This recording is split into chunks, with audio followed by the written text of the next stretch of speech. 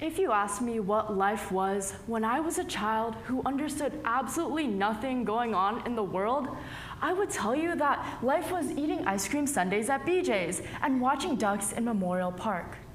To me, even the simplest moments like these seem so valuable and what life was all about.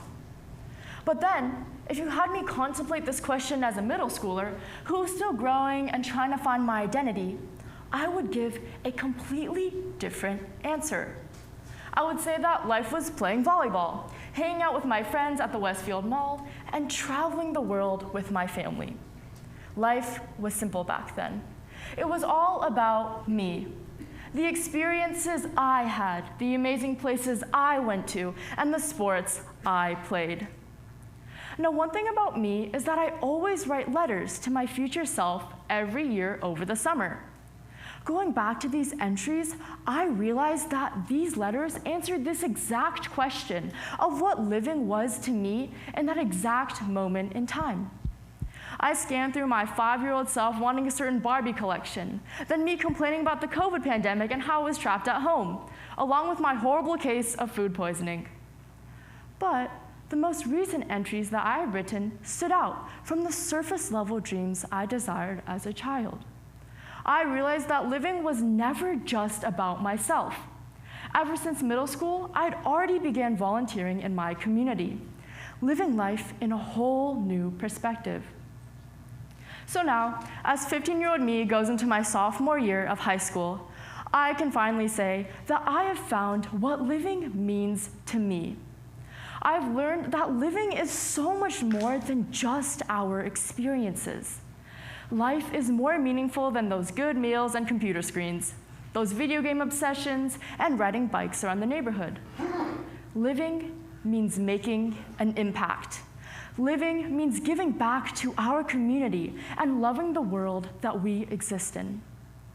Starting in middle school, I began volunteering for the after school I attended from 2nd grade until I was no longer afraid to be home alone. I talked with the younger students and developed long-lasting relationships with them. I connected with them on their favorite movies, taught them how to write mini stories, and conduct fun science experiments. And for the first time, I somehow started to understand the warm feeling of rewarding by giving, which set me thinking that maybe this was what life was all about. Fast forward to today, I've planned summer camps for the past 3 years and taught academic classes to young students. Every single time I walked into the familiar after school that I called a second home, all the young students would come up to me, embrace me in a hug, and cheer. They were genuinely excited to see me and spend time together, which gave me the long-awaited sense that I was living with intent and purpose. Growing up, my mom also worked for a nonprofit organization called CHAC, or Community Health Awareness Council. CHAC hosted classes for families and counseling services at schools. They promoted positive relationships between parents and children and provided resources to people who were struggling with their mental health. CHAC hosted so many classes in which I always tagged along with my mom. An unforgettable opportunity from CHAC was being able to talk with single teen mothers, helping distribute free diapers and clothes for their children. I still remember their teary-eyed faces as they told me how as a student and a teen mother, they never imagined the support and understanding that they received from this program. Another incredible experience was being able to help out the homeless as well. We used felt to make blankets to help them keep warm. A young homeless girl took a blanket from me, her teeth chattering and body shivering.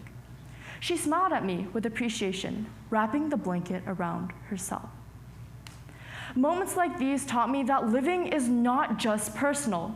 Everything that we do has an impact on others, whether it be our words, our actions, or even just our presence. The willingness to show up and understand are all part of what living is. Now, yes, I play piano, and yes, I play volleyball. I do activities that I enjoy for myself. But what I also do is I stay passionate about giving back to my community.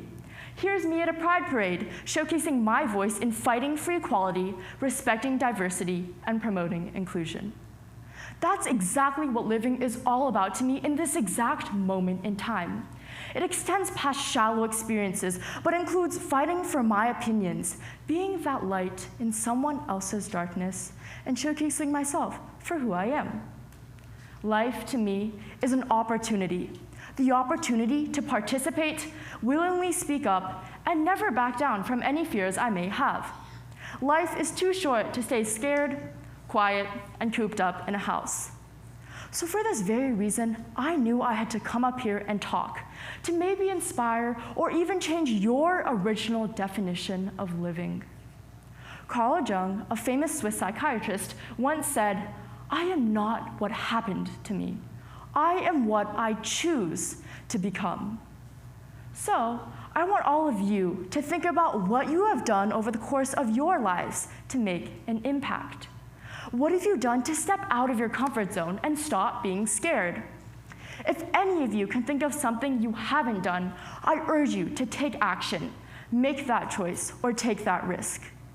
Because for me, after realizing that life is not a straightforward line, but an intertwinement of connection, relationships, and most importantly, a sense of purpose, I can truly say that I am alive.